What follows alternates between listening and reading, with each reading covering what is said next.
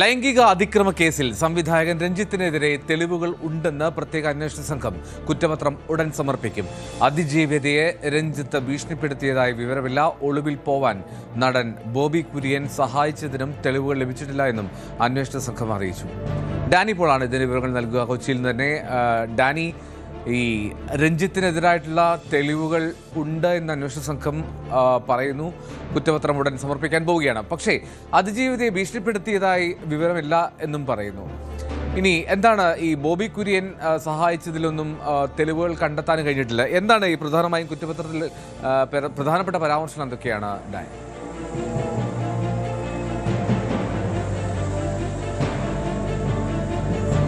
എൽദോ, കുറ്റപത്രം വൈകാതെ കോടതിയിൽ സമർപ്പിക്കുമെന്നുള്ളതാണ്. ഇതുമായി ബന്ധപ്പെട്ടുകൊണ്ടുള്ള മറ്റ് നടപടിക്രമങ്ങൾ, അതായത് മൊഴിയെടുപ്പ്, അന്വേഷണം തുടങ്ങിയ കാര്യങ്ങളെല്ലാം തന്നെ പ്രത്യേക അന്വേഷണ സംഘം പൂർത്തീകരിച്ചിരിക്കുന്നു. ഇതിൽ ഏറ്റവും പ്രധാനപ്പെട്ടൊരു വസ്തുത എന്ന് പറയുന്നത് രഞ്ജിത്തിനെതിരെ നിലനിൽക്കുന്ന പ്രധാനപ്പെട്ട തെളിവുകളുണ്ട് എന്നത് തന്നെയാണ്.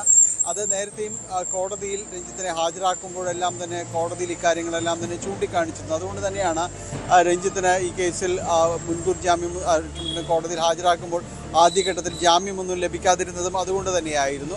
തെളിവുകൾ കോടതിക്ക് മുൻപാകെ വ്യക്തമാക്കുകയും എല്ലാം തന്നെ ചെയ്തതുമാണ്. കുറ്റപത്രത്തിലേക്ക് നീങ്ങുമ്പോൾ പ്രധാനമായും തന്നെ ചൂണ്ടിക്കാണിക്കുന്നത് ഇതിൽ കൃത്യമായ രീതിയിലുള്ള തെളിവുകൾ, കാര്യങ്ങൾ ഇങ്ങനെയൊരു ലൈംഗിക അതിക്രമം നടന്നതിന് ഉണ്ട് എന്ന് തന്നെയാണ്. ആദ്യഘട്ടത്തിൽ പോലീസിൻ്റെ അന്വേഷണത്തിൻ്റെ ഭാഗമായിട്ട് ഈ കാരവൻ അടക്കമുള്ള കാര്യങ്ങൾ പോലീസ് വിപുലമായ രീതിയിലുള്ള അന്വേഷണം നടത്തിയിരുന്നു.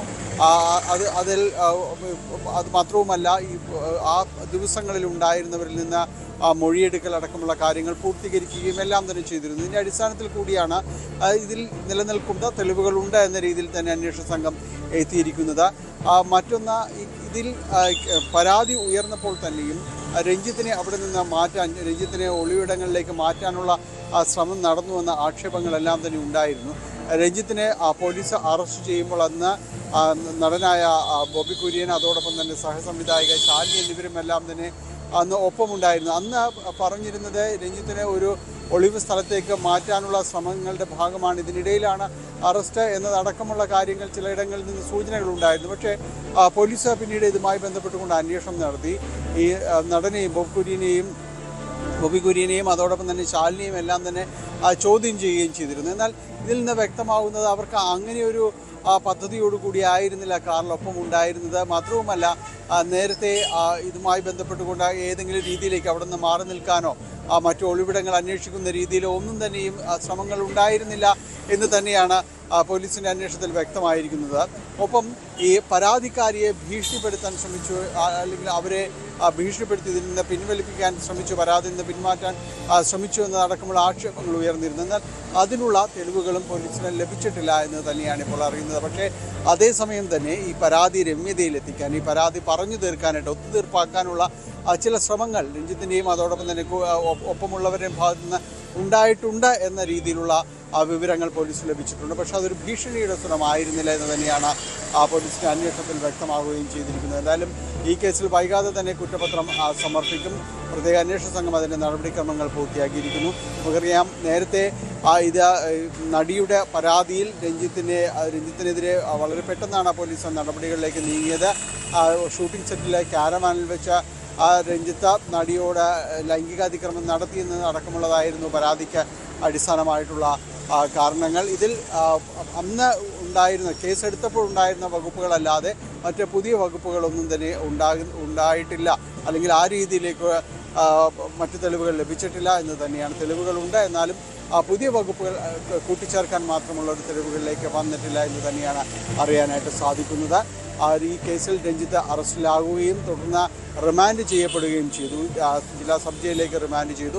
പിന്നീടാണ്, കുറച്ച് ദിവസങ്ങൾക്ക് ശേഷമാണ് രഞ്ജിത്തിന് കോടതി കർശനമായ ഉപാധികളോടെ ഈ കേസിൽ ജാമ്യം അനുവദിക്കുകയും ചെയ്തത്. ഇപ്പോൾ എല്ലാ ആഴ്ചയിലും തന്നെ സ്റ്റേഷനിൽ ഹാജരായി ഒപ്പിടണമെന്നതടക്കമുള്ള കർശനമായ ജാമ്യ വ്യവസ്ഥകൾ നിലനിൽക്കുന്നുണ്ട്. ഏതായാലും നടപടിക്രമങ്ങൾ പൂർത്തിയാക്കി ഷൂട്ടിംഗ് സെറ്റിൽ വെച്ച്, അതായത് ഫോർട്ട് കൊച്ചിയിലെ ഷൂട്ടിംഗ് സെറ്റിൽ കാരവനിലേക്ക് വിളിച്ചു വരുത്തി നടി കയറി പിടിച്ചു എന്നുള്ളതാണല്ലോ രഞ്ജിത്തിനെതിരെ ഉയർന്ന പരാതി. അപ്പോൾ എങ്ങനെയാണ് ഈ തെളിവുകളെന്ന് പറയുമ്പോൾ അത് സാക്ഷി മൊഴികളാണോ, ഏത് എങ്ങനെയാണ് തെളിവുകളെന്ന് അന്വേഷണ സംഘം പറയുന്ന രൂപം എന്താണെന്ന് നമുക്ക് അറിയാൻ കഴിയുന്നുണ്ടോ?